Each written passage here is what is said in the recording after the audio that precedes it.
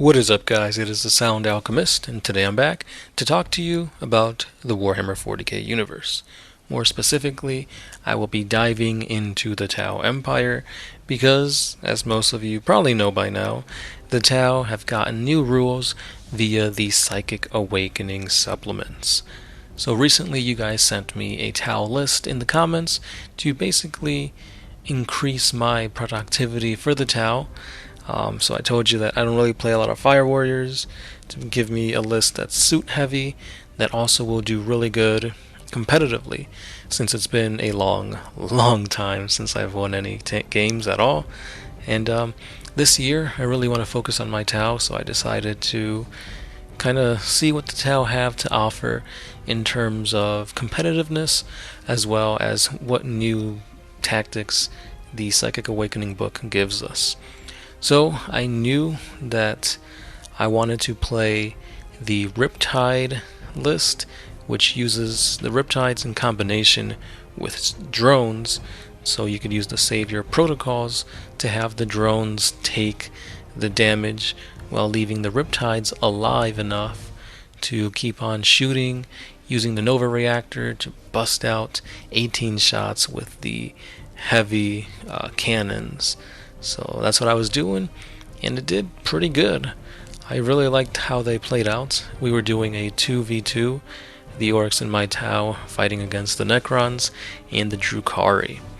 The one thing that I didn't really get a chance to use was their new stratagem. The stratagem that pretty much lets any unit of battlesuits drop down and basically fight as if there's 5 marker lights on the enemy unit. I got it off, but unfortunately the Drukhari had some stratagem that nullified the effects of it, so I mean it hurt me because I didn't get to see how powerful that could be, but at the same time I knew it was something that the opponents feared, because obviously he spent 4 command points to stop mine from going off. So that kind of shows you that, yeah, if you have a battlesuit bomb ready, they are really going to shut out whatever unit you tag. I, for one, was playing Cyclic Ion Blasters on a 4-man squad of Crisis Suits, so if they dropped down, they'd be able to do reroll 1s, as well as getting a boost of a +1 to the ballistic skill. Now that's really good, because these Crisis Suits would be hitting on 3s, rerolling 1s with the Cyclic Ion Blaster, which if I just shot regularly, that's Assault 3, Strength 7, -1, doing 1 damage. But I would definitely be overcharging it, so bump it up to a Strength 8, doing D3 damage. And on top of this, it mitigates kind of the risk of taking a mortal wound if you do roll a 1, because you get to re-roll them. So each battlesuit I gave 3 Cyclic Ion Blasters, so that's 9 shots from each suit, times 4, because there were 4 suits in that squad. So that's 36 shots, hitting on 3s, rerolling 1s, Strength 8, doing D3 damage. Yeah, that was for sure gonna kill whatever unit I pointed it at. So that is really good, especially if you were using fusion blasters to come in and just shoot up the place. It's really good. That stratagem is really worth it. But again, it kind of sucked that I didn't really get to use it. But anyway, Cyclic Ion Blasters are really good. I never really used them. I went the other route, going with the burst cannons, because I figured burst cannons, they're strength 5, no AP, 1 damage, but you get 1 extra shot. And I figured if you can give 3 of them to your suits, that's 12 shots per suit, and you could have up to 9 suits.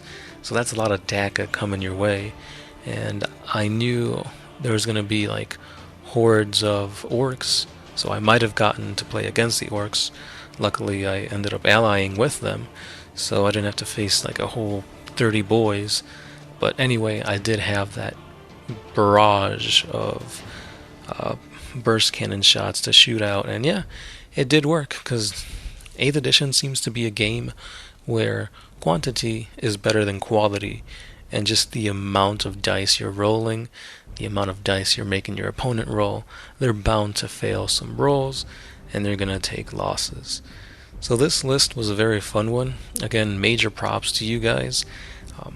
But I do need to get at least 2 more Riptides so I can complete the trio of Riptides, and maybe a few more drones as well, just so I can have bigger pockets of protection for them, because Savior protocols are really, really good, especially if like the weapons of your enemy are doing multiple damage. It doesn't matter, because as long as that wound goes through, you can allocate it to the drone, and it doesn't matter if you're doing 1 damage or 6 damage. That drone takes the entirety of that damage. Yeah, it's a mortal wound and the drone goes down, but you're meant to have a whole bunch of drones around so they can just soak up the fire. Again, I'm really stoked to see what else Psychic Awakening does, but this little preview, this little like battle that we had, really went positive for the Tau. We didn't get to finish it.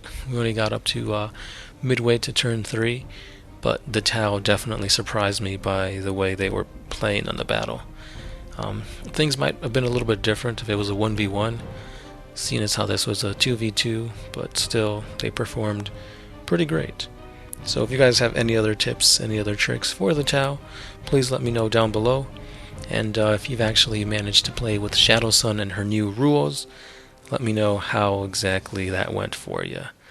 But yes, that stratagem where it gives you 5 marker lights is amazing, as well as the Cyclic Ion Blasters. And that's all I've got for today. This has been the Sound Alchemist, part of One Mind Syndicate, and I'll see you guys in the next one.